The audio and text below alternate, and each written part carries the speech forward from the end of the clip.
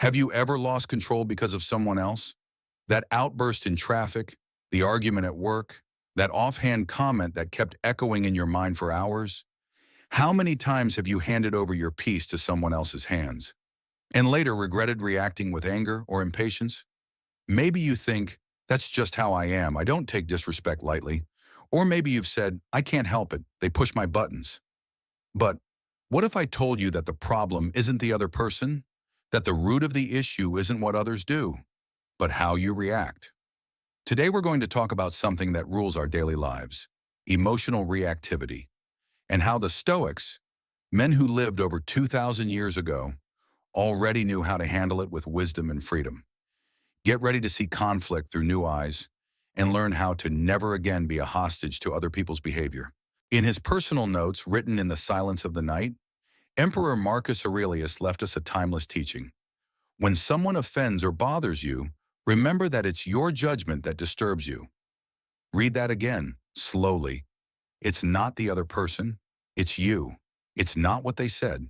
It's what you believed about what they said.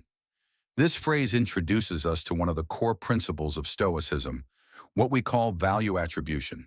It teaches that the emotional suffering we feel doesn't come from others' actions, but from the emotional weight we assign to them. Imagine someone says something offensive, but in a language you don't understand. Would you react? Probably not, because you assign no meaning to it. But if that same sentence is said in English, with an aggressive tone, then yes, you feel angry. Why? Because you gave it meaning, weight, emotional value. The Stoics understood that the world is full of stimuli, but the reaction, the interpretation, and the judgment, all of that is our own doing.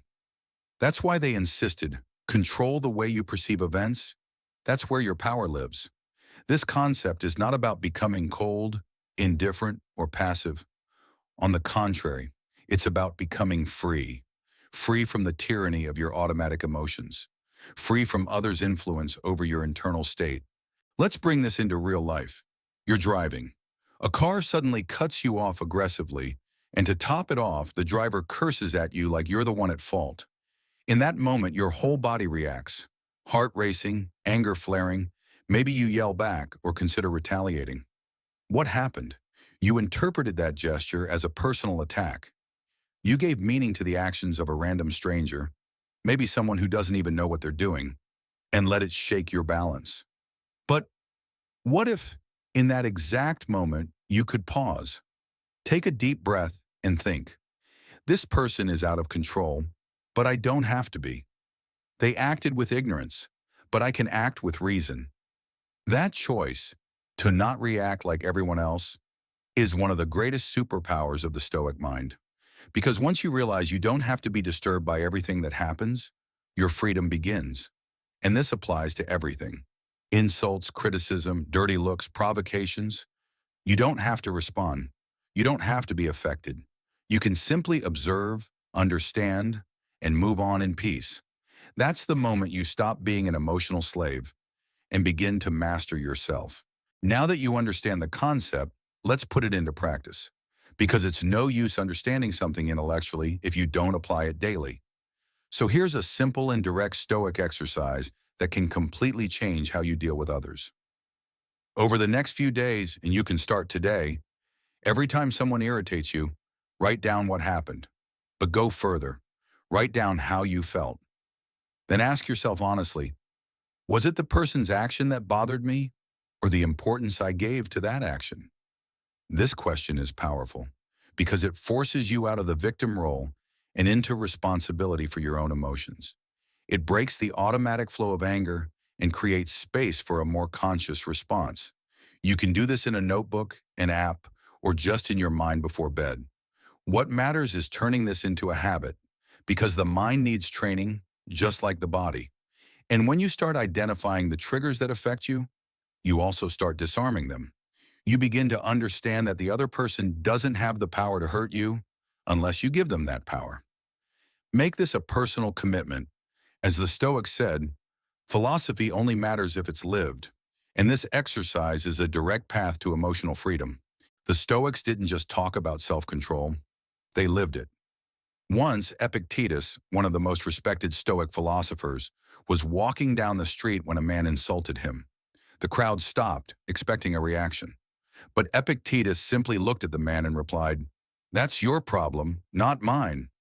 Such a simple and yet profound phrase. Epictetus knew that the insult would only have power over him if he allowed it. He understood he wasn't a prisoner of other people's ignorance.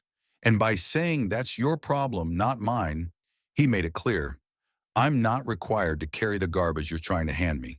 This short story holds an eternal lesson. You may be surrounded by difficult people, hostile environments, unfair comments, but no one, absolutely no one, can control your mind without your permission. And once you truly understand that, it's like a weight lifts off your shoulders. Today, you've learned something that can transform not only your relationships, but also your relationship with yourself. Anger, irritation, resentment, all of that is born inside you, not outside. You can't control what others do, but you can control the value you assign to it. And that internal control is what the Stoics called freedom. So here's the challenge. Try to go a whole day without reacting emotionally to other people's flaws. It doesn't matter if it's a rude comment, a mistake at work, or someone being late. Observe, breathe, reflect, and ask yourself, do I really need to react to this? If you succeed, congratulations. If you don't, congratulations too, because you tried. And that's the first step to mastering your mind. Then come back here and comment, "I did it," or "almost there, but I learned a lot." If this content resonated with you, like the video, subscribe to the channel, and share it with someone who's always a hostage to their emotions. Maybe that person just needs a new lens, the lens of philosophy. Remember, the world will continue to be noisy, unfair, chaotic, but inside you there can be silence, balance, and power. And that strength is already there, just waiting to be awakened.